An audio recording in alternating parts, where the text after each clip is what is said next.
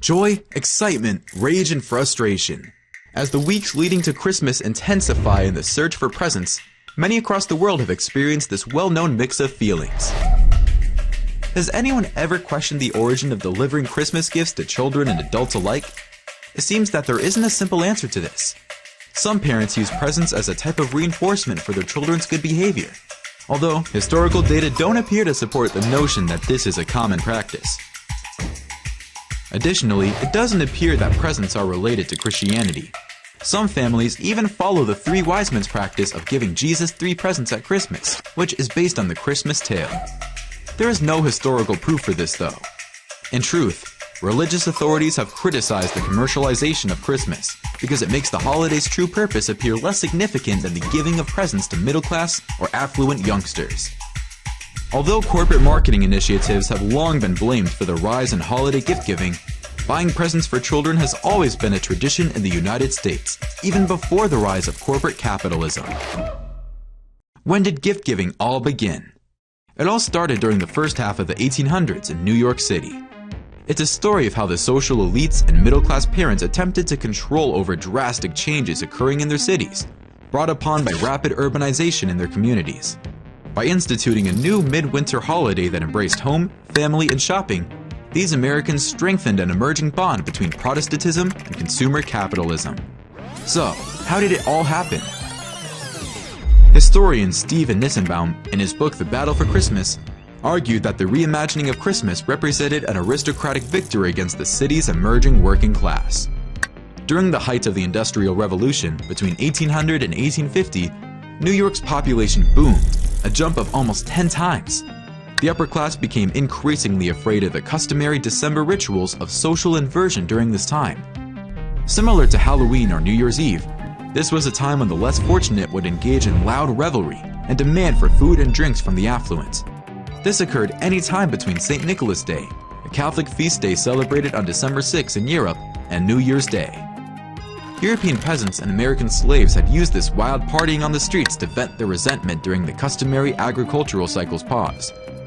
The social elites were concerned that these festivities would turn nasty and intensify into demonstrations by the working class for a variety of causes in this new, packed urban scene. For instance, absence of Christmas vacation time for employees, or protracted winter of joblessness for seasonal workers. As a result, a group of affluent aristocrats known as the Knickerbockers started several new customs to take Christmas celebrations away from the city's streets and into people's houses. First, they presented these new rituals as an effort to revive Dutch practices that were followed in New Amsterdam and New York during the colonial era, even though these practices did not originally exist in North America. On St. Nicholas Day and New Year's Day, the group, which included renowned author Washington Irving, experimented with domestic activities while getting ideas from his own collection of tales.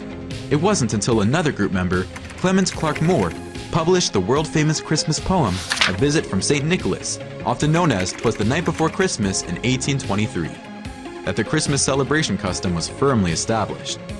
The St. Nicholas portrayed in the poem was not wholly original, much like the traditions that Knickerbockers adopted and altered. In this poem, St. Nicholas's gift-giving corresponded to a newly growing custom in 1820s New York.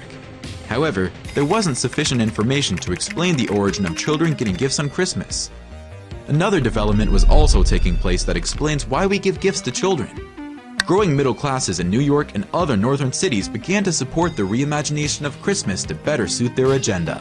That is their concern about the control they have over their children. They were worried that their children may suffer because of the booming population and the rapidly growing market capitalism. Given that public schooling is not yet widely accessible, in particular, the rise in goods and entertainment was lessening their children's domestic responsibilities at a time when alternate paths to adulthood were not well established.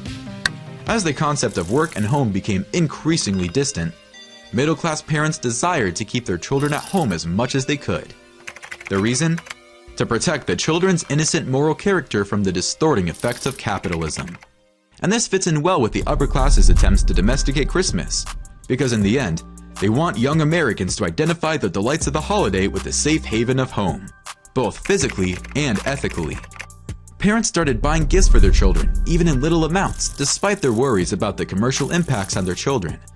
In return, parents get to have their children physically present at home during the holiday.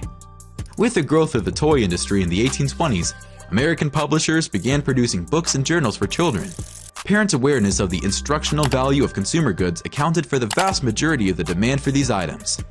Many children received the Bible as a Christmas present at that time because parents of those days focused on giving their children items with spiritual meaning. But as commercial goods proliferated in American cities after the American Civil War, attempts to restrict children's access to toys, books, and magazines became more difficult. As a result, parents grudgingly agreed to buy items to amuse and entertain their children. There is, however, a small issue. Clement Clark Moore's poem depiction of the Christmas mascot as an elf was quite frightful. St. Nicholas needed a total overhaul in order to maintain this midwinter celebration family-friendly. So, in the 1860s, cartoonist Thomas Nast accomplished just that by swapping out this ambiguous elf for a kind grandfatherly figure, who frequently showed up holding a variety of presents, preserving the child-centric holiday to this day. As it turns out, middle-class families who wanted to keep their children safe at home while restricting their exposure to commercial entertainment and upper-class elites who wanted social control over employees had shared interests. Opportunistic merchants warmly embraced this implied collaboration, though they didn't actively market products to children until the turn of the 20th century. In an effort to persuade, annoy, parents to an already established Christmas gift-giving tradition by spending extra money. American families have since provided gift-giving and other well-known Christmas customs their own unique meanings, 200 years after the New York socialites have created them. Most importantly, despite its dubious origins, the act of gift-giving is unquestionably a way for us to express love, devotion, and delight for our loved ones. And this gives every bit of purpose to gift-giving. From us to you, wishing you a Merry Christmas and Happy New Year. Please subscribe and ring the notification bell so you won't miss out on our next video.